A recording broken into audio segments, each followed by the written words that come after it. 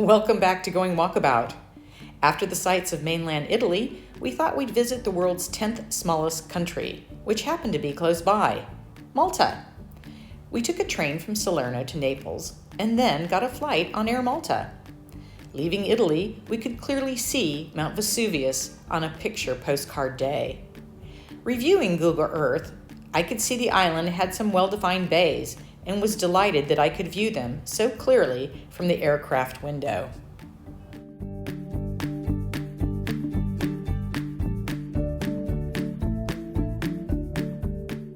Coming into Malta, you notice the wonderful patchwork quilt of farmland adjacent to the cities and the towns.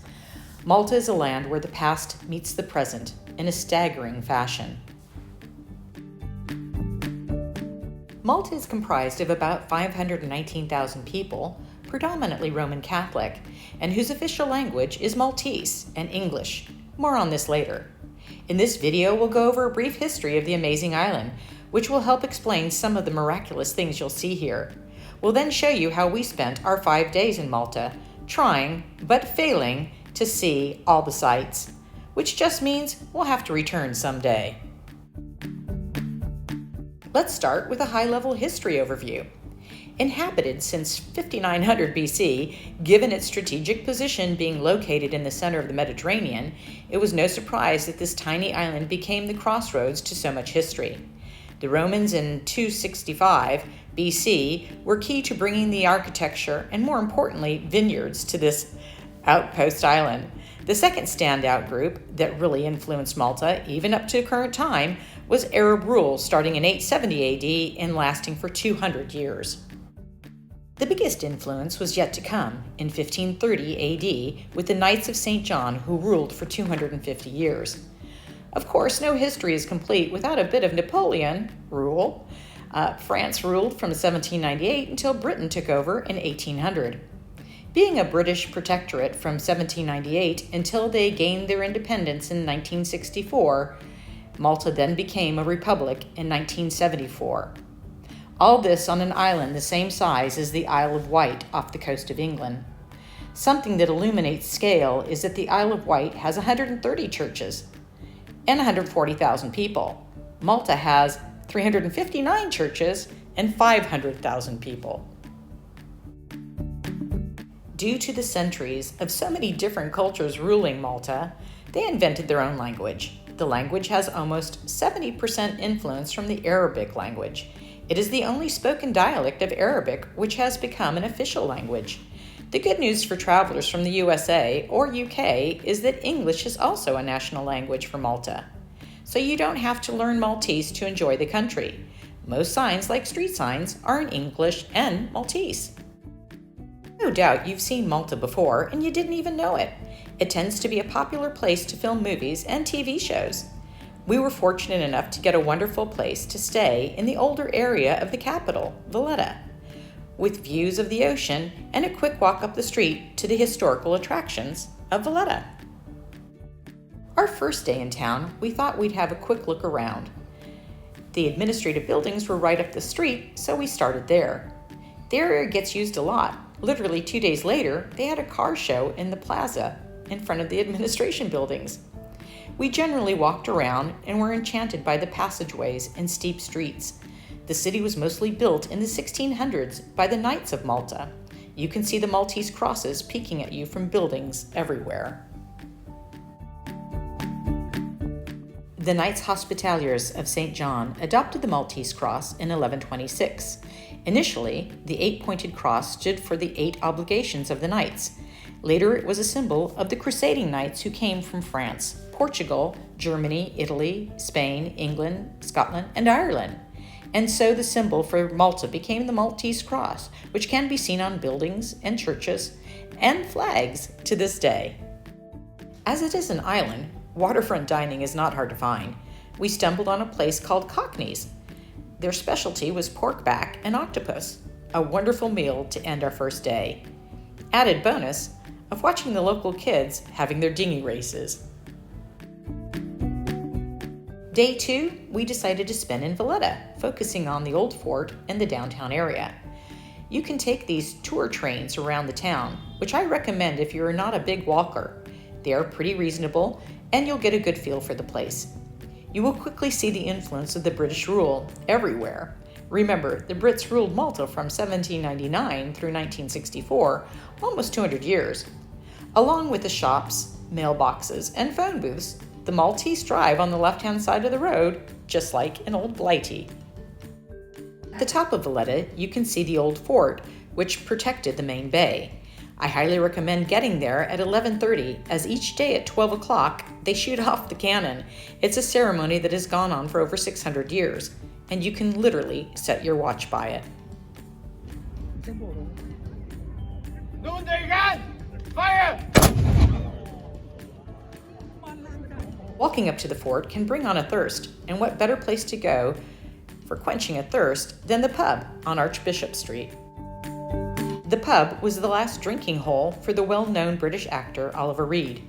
Reed was in Malta shooting Gladiator when he stumbled into the pub for what would be his last drink on May 2nd, 1999. He had 8 pints of lager with his wife. She then went home, and he had 12 double rums with some Royal Navy lads. And then, the final act, he challenged the lads to a drinking challenge and proceeded to down 14 whiskeys. He then promptly keeled over from a heart attack. No small wonder. The owner of the pub still has the bar bill. Many believe he died in a manner he'd even approve of, grabbing life with 2 hands and squeezing out all the gusto. Rest in peace, Oliver Reed. Walking home from the pub, we couldn't help but notice the beautiful architecture of Valletta. Again, we can thank the knights for this. In the 17th century, they declared that all homes must exude some form of design. Maltese Gallery was born. These beautiful window boxes were used to view the streets below or entertain guests. They originated from the old Arabic designs. Often homeowners will paint their door the same color as their gallery, giving a nice pop of color to the sandstone buildings.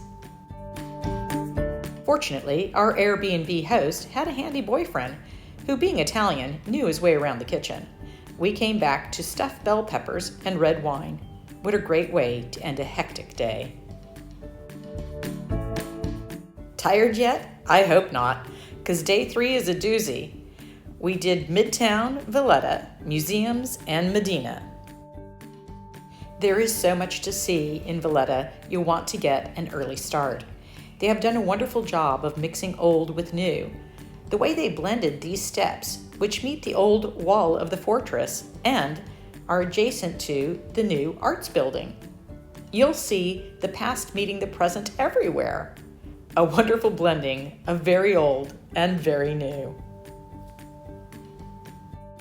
Make sure you take the time to stop in one of the many cafes. We got some lovely cappuccinos from a cafe called Sunday in Scotland. The raspberry croissant was jam-filled and bliss-fueled.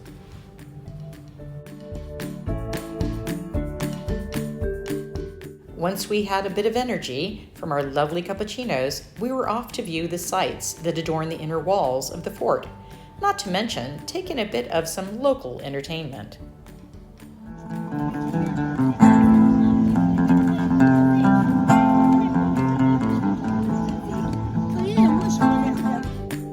That done, we walked to Midtown where the Archaeology Museum resides. You'll be able to see and view the artifacts that go back to the origins of Malta. One that bears mentioning is the hypogeum, dating back to 4000 BC. You can see the actual hypogeum, which is a few miles out of town. If the hypogeum sounds interesting to you, make sure you go online and book well in advance. They only allow 10 people every hour to view the remarkable building. The civilization that built the hypogeum was able to harness sound so that the building perfectly amplifies and distributes sound. They also had very elongated skulls. Alien or human, you decide. The museum itself was also under refurbishment, and it was lovely to see the process and progress the art restorers were making. Leaving the museum, we got a boat ride out to Medina. Medina, also known as the Silent City, is well worth a visit. Built in the 11th century, it was the capital of Malta until the 16th century when Valletta was built. As everyone wanted to be in the new, cool city, they left Medina a silent city. Much of the city is used for filming. Many of you may be familiar with this bridge and portico. The city does have inhabitants, some restaurants, and beautiful parapets. You can view Malta from the center, which is where Medina is, to the ocean.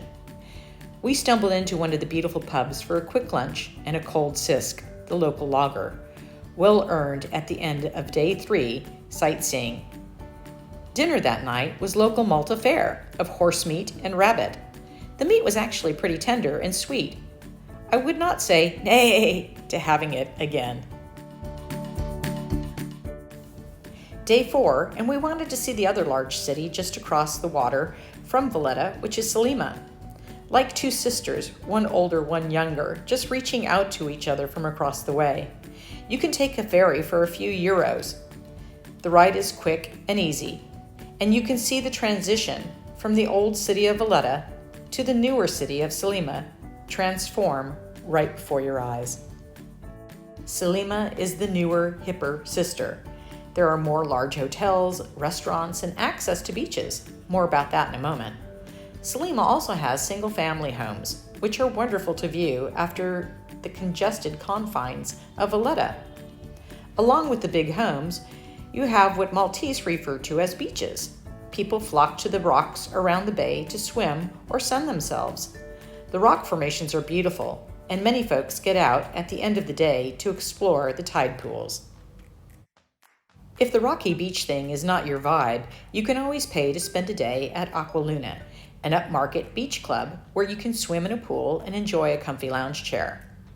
We were pretty tired, so a quick boat ride home, and we were ready to dig into some dinner. At the end of day 4, we were knackered.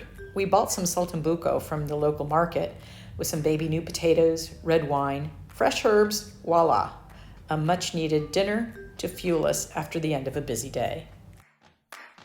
Day 5 ended up being an easier day as we opted to take the ferry to Gozo, the smaller sister island to Malta. You can catch an express ferry to Gozo from the waterway near the fort. It's about 10 euros. Gozo's history dates back to 5000 BC, most likely populated by Sicilians that crossed over to populate the island.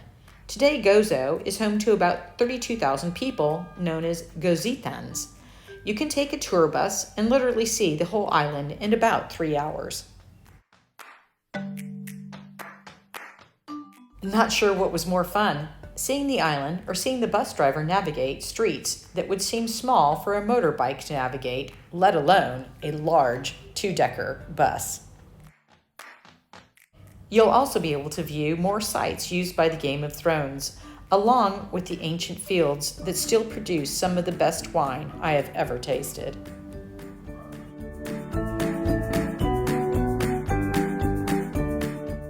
So that's it. 5 days in Malta. It's not nearly enough time, as there is so much more to do. We'll simply have to come back. Thanks so much for watching our tour of Malta. If you're enjoying the videos, please give us a thumbs up, or better yet, subscribe. Next stop, Palermo.